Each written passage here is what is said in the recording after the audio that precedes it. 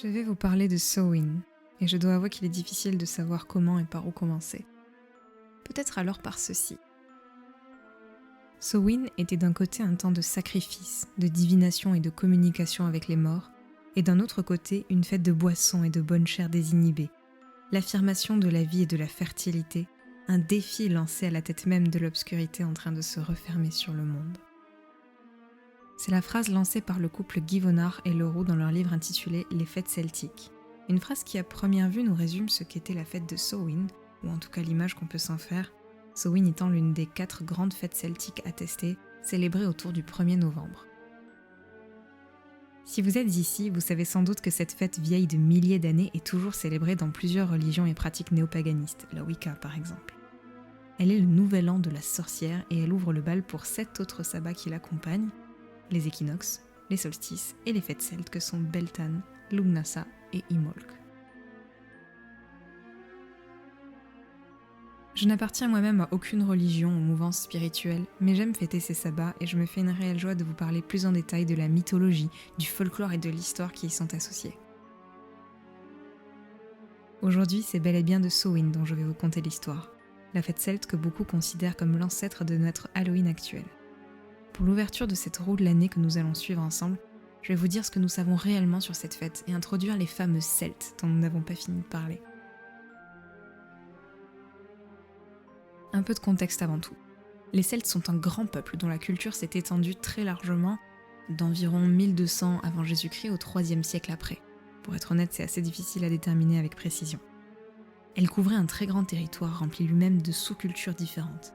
Autant vous dire que c'était il y a longtemps, et que pour ne rien arranger, les Celtes pratiquaient ce qu'on appelle une tradition orale, ce qui rend très difficile la compréhension de leur culture car ils ne nous ont laissé aucun écrit. Les Romains, les Germains et le catholicisme sont en plus passés par là et ont largement participé à l'oubli de leur tradition. Mais malgré tout, certains d'entre eux, auteurs romains et moines chrétiens, nous ont parlé des Celtes à travers plusieurs écrits, en nous donnant aujourd'hui un aperçu de leurs rituels et de leur conception du monde. Les Romains ont tenté de décrire ce qu'ils voyaient, de comparer avec leur propre mythologie. Les moines irlandais, eux, ont relaté à leur manière les récits épiques de la cosmogonie celte. Ils nous parlent de leurs légendes, de leurs héros et de leurs dieux. Mais à chaque fois qu'on essaie de raconter une histoire, on le fait via le prisme de notre propre culture. Et il est certain que les moines et les Romains n'ont pas été toujours très objectifs sur nos amis les Celtes. Par exemple, quand ils nous parlent d'énormes sacrifices humains lors de Samhain, là où sûrement on tuait simplement un peu de bétail afin d'avoir moins de bouches à nourrir pendant l'hiver.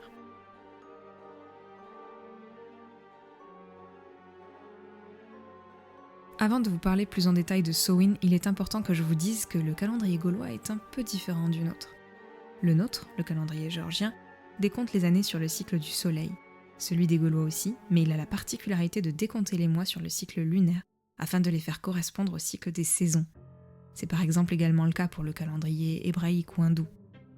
Ne soyons donc pas trop sûrs de nous quand nous plaçons Samhain sur notre 1er novembre actuel, d'autant plus que César nous dit que les Celtes ne comptent pas les jours de minuit à minuit, mais de la tombée de la nuit à la tombée de la nuit suivante, ce qui n'est pas non plus pour nous faciliter la tâche. Heureusement, les textes ne sont pas notre seule source pour comprendre un peuple, et l'archéologie nous a permis de mettre au jour un objet incroyable, le calendrier de Coligny. C'est un calendrier gaulois daté du IIe siècle. Il servait apparemment à fixer, entre autres, les dates des fêtes religieuses. Si je qualifie cet objet d'incroyable, c'est parce qu'il est très important pour notre perception de la culture celte. Il nous permet de comprendre comment les Gaulois concevaient le temps, l'étendue de leurs connaissances en astronomie et leurs traditions. Pour le petit aparté d'ailleurs, si on divise encore aujourd'hui la roue de l'année en 2 périodes, c'est à cause de ce calendrier qui scinde clairement l'année en une période claire, commençant à Beltane, et la période sombre débutant à Samhain. Mais un autre problème se pose alors. À quoi sert vraiment ce calendrier ? Nous-mêmes avons plusieurs calendriers, annuels, scolaires, fiscaux. Et ils ne pointent pas les mêmes dates, ne commencent pas le même jour. Celui de Coligny est-il civil, agricole ? Peut-il être vraiment une référence ? Malheureusement, peut-être pas. Mais toujours est-il qu'il porte une petite inscription, le cœur de notre vidéo, la mention de Samhain, Samonios, autrement dit Samhain, et de ce qui apparaît comme un autre festival lié à l'automne, Trinuxion Samoni, les 3 nuits de Samhain. Concrètement, ce que nous dit cet objet, c'est que le mois de novembre portait le nom de Samonios. Ce que nous dit la temporalité des Gaulois, c'est que Samhain n'était sans doute pas fêté le 1er novembre, mais durant la première quinzaine de novembre, de manière mobile et de toute évidence pendant plusieurs jours, 3 jours avant et 3 jours après cette date charnière, faisant de cet événement un grand festival. Ce qu'on ne nous dit pas en revanche, c'est ce qu'on y faisait et pourquoi. Alors on imagine simplement que tout le monde pouvait et devait participer aux festivités, qu'elles étaient sûrement menées sous l'égide de ce qu'on appelle en histoire la classe sacerdotale, c'est-à-dire les religieux et dans notre cas les druides. Peut-être alors convient-il de chercher du côté du mot en lui-même pour essayer de glaner des indices sur la fonction de ce festival. Même si tous les mots ont un sens, il reste encore actuellement très difficile de déterminer l'étymologie exacte de Samhain. La théorie facile, c'est que le mot signifierait « fin de l'été ». Mais la vérité, c'est que même si ça nous arrangerait bien, c'est peu probable. Cette hypothèse est très largement discutée. On parle aussi d'une autre traduction qui serait plus proche des mots « réunion » ou « rassemblement », qui pourrait avoir un rapport avec le fait de se retrouver pour partager les dernières récoltes, abattre le bétail et en consommer la viande.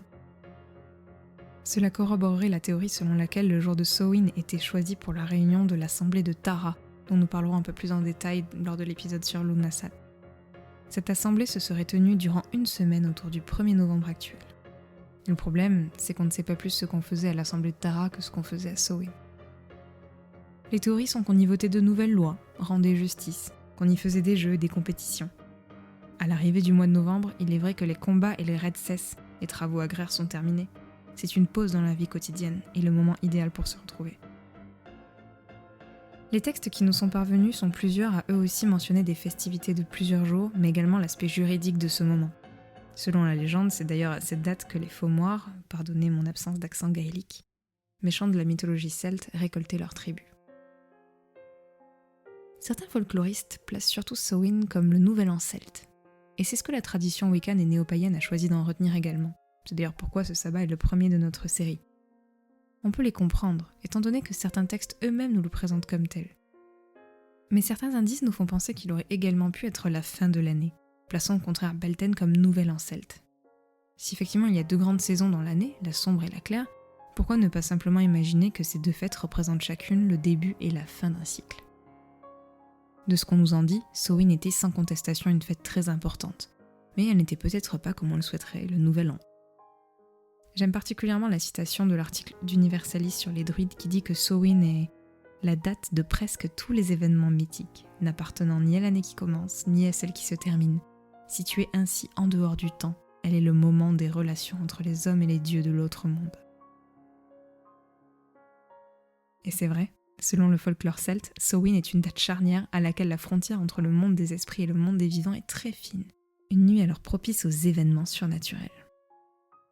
Les sagas irlandaises ne manquent pas de nous régaler de ce genre d'événements. De grandes batailles se sont déroulées à cette date, des rois légendaires sont morts cette nuit. La frontière avec l'autre monde est si fine que les héros en profitent pour s'y glisser quelques heures avant d'en revenir. Et si cette frontière est si mince, il est bon de rappeler que dans la mythologie celtique irlandaise, il existe plusieurs autres mondes, et qu'il n'est pas forcément question d'un monde en particulier, encore moins celui des morts, le seul que connaissent les moines irlandais qui nous relatent ces légendes. C'est peut-être ça qu'il faut en retenir.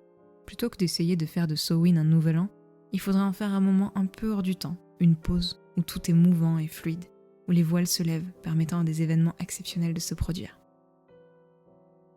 Seraient-ce alors déjà les moines irlandais qui ont induit ce rapport entre Samhain et les morts ? Qu'en est-il de ce fameux festival du feu dont nous parlent les folkloristes du XXe siècle ? Du lien avec Halloween, avec la Toussaint ? Vous l'avez vu, les choses ne sont pas si évidentes qu'elles n'y paraissent. Le folklore nous confirme beaucoup d'aspects évoqués dans les sagas irlandaises. Dans plusieurs pays et régions, on trouve des pratiques de feu de joie et d'offrandes aux morts. On se déguise en fantôme, on pratique la divination. Mais ces traditions ne sont peut-être pas si anciennes qu'on aimerait le croire. Et même si l'Église catholique s'est donné beaucoup de mal pour détourner et effacer les cultures païennes en substituant ses propres fêtes aux célébrations anciennes, le lien avec la fête de tous les saints est difficile à établir clairement. Tout comme il est assez difficile de franchement donner raison à la théorie selon laquelle Halloween serait directement hérité de Samhain. Pour finir, ce que j'aimerais vous dire, c'est qu'il y aura toujours des gens pour vous dire que ce que vous faites n'est pas sourcé historiquement, que c'est une invention, une appropriation du néopaganisme. Et c'est vrai, Samhain ne tombe pas le 1er novembre. On n'a aucune idée de ce qui était vraiment célébré ce jour-là et par qui. Tous les jours, de nouveaux chercheurs et de nouvelles chercheuses s'intéressent à ces sujets, creusent un peu plus au sens figuré comme au littéral si on parle d'archéologie. Les connaissances évoluent petit à petit et ce que je vous raconte aujourd'hui sera sûrement faux demain. Avoir conscience qu'on ne suit pas les traditions comme elles ont dû l'être par nos ancêtres, parce que c'est tout bonnement impossible et que nous n'aurons jamais les réponses car ces cultures sont trop anciennes, eh bien c'est capital. Mais ne vous culpabilisez pas trop quand je vous dis qu'on a interprété ça à notre envie. Avoir ancré ces fêtes sur notre calendrier actuel, suivre la roue de l'année, fêter Samhain et les autres, ça nous permet de retrouver ce que l'arrivée du christianisme et du capitalisme nous a enlevé. Une ritualisation de la nourriture et une reconnexion avec le rythme des saisons. Dans la précédente vidéo, je vous disais qu'à chaque sabbat, je mange, et que manger, c'est assez. Manger en fonction des changements de saison, des grandes fêtes celtes, c'est ce qui nous permet aujourd'hui d'être plus en phase avec la manière dont fonctionne la nature, et de ramener un petit peu de sens dans notre manière de consommer. J'ai mon amie Fanny à remercier pour avoir porté cette réflexion à mon attention, et je suis très heureuse de pouvoir à mon tour le faire avec qui passera par ici.